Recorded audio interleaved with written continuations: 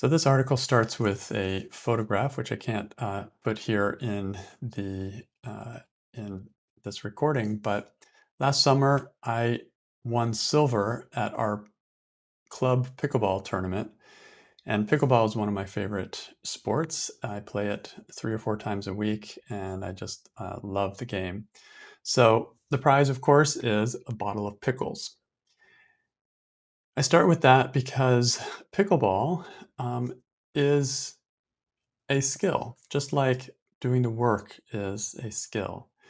And I love to learn technique. I love to focus on technique and improve my game, both in pickleball as well as in doing the work of Byron Katie.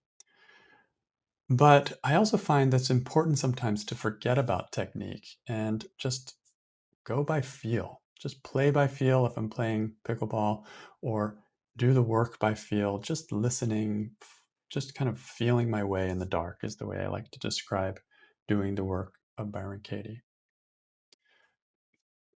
So, thinking about this more generally, I think we were all trained in school basically to do what the teacher said to do, to follow directions, to adjust our wrong ways when we do something that isn't quite right.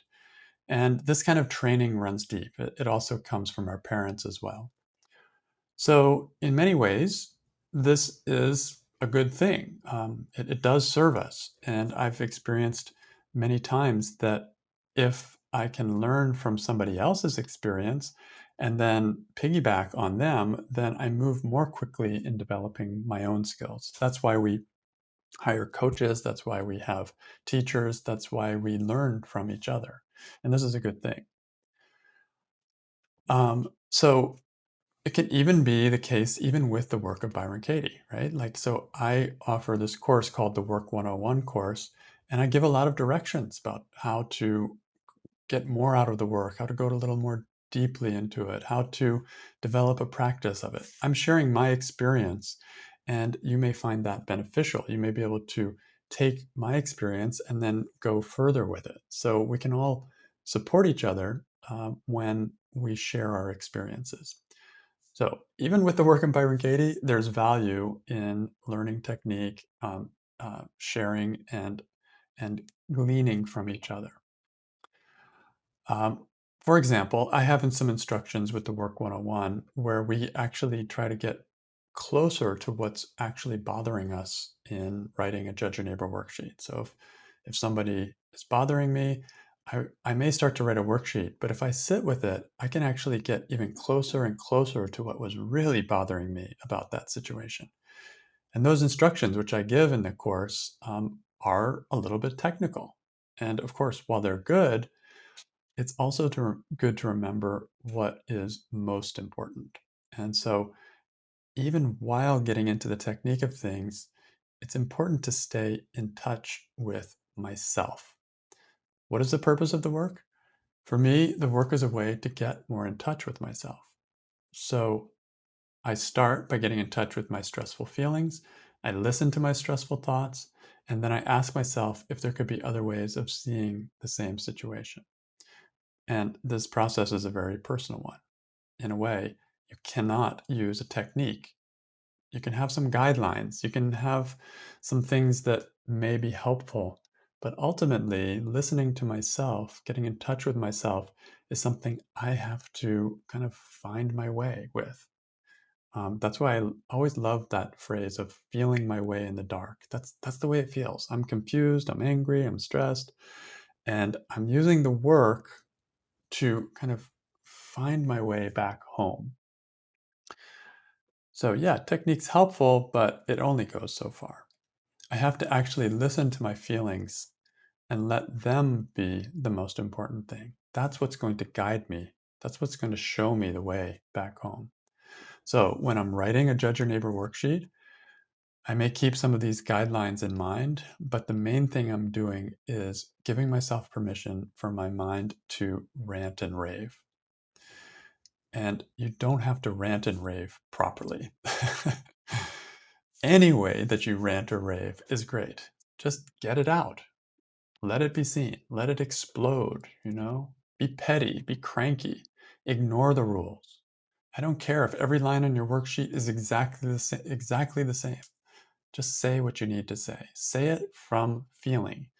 Stay connected to that emotion and then say the truth of how you feel. That's all writing a Judge Your Neighbor worksheet is all about. And that's all the work is all about. The alternative, on the other hand, is very flat and lifeless. If I try to write a perfect Judge Your Neighbor worksheet, I miss the whole point. The point of writing a worksheet is to give the microphone to the angry, crazy, stuck part of me and then let it blurt everything out. This is not an essay contest, and you don't get freer quicker by doing it perfectly. The number one technique is that there is no technique. Just be immature and let it fly. Those are great worksheets. Once you start to trust this, then there may be nuances worth exploring by following more technical directions that I offer. But no matter what, you can always come back to the simple practice of writing your raw, uncensored thoughts on paper. That is the most important thing. Now, this may be a turnaround for you. If you like doing things well, you may think that mastering the techniques is the most important thing. But I'd say getting the feel of it is way more important. Feelings don't lie. If you pay attention to them, they'll tell you if you're getting too intellectual or rule-based in doing your work. In this case, turn it around and hold more loosely the guidelines for filling in a Judge Your Neighbor worksheet, or for answering questions 1 through 4, or for finding turnarounds and examples. The work is not 40 questions, it's 4 questions plus turnarounds and examples. The mind loves to make it more complicated, but don't forget this simple basic structure. That's all you ever need to know.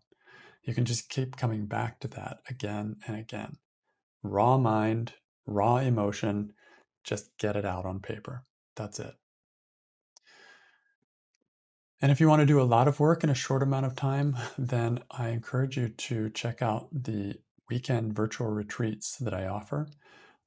These are something I do a couple times a year open to the public, and 4 times a year for people in Inquiry Circle. And we offer sessions around the clock, 24 hours a day. So it'll be 2-hour session and a 1-hour break, 2-hour session, 1-hour break, all day and all night for 2 days. So come to the sessions that work in your time zone and take advantage of this group opportunity to go a little deeper, to support each other, and to experience this firsthand, that you don't have to know a lot. You don't have to have any previous experience with the work to join one of these retreats. And I can guarantee that if you allow yourself, you can have a very complete and full experience of the work of Byron Katie. So here's a quote from Byron Katie, the founder of the work, and it's from her book, A Thousand Names for Joy. Self-realization is the sweetest thing. It shows us how we're fully responsible for ourselves. And that is where we find our freedom. Rather than being other-realized, you can be self-realized. Instead of looking for us for your fulfillment, you can find it in yourself.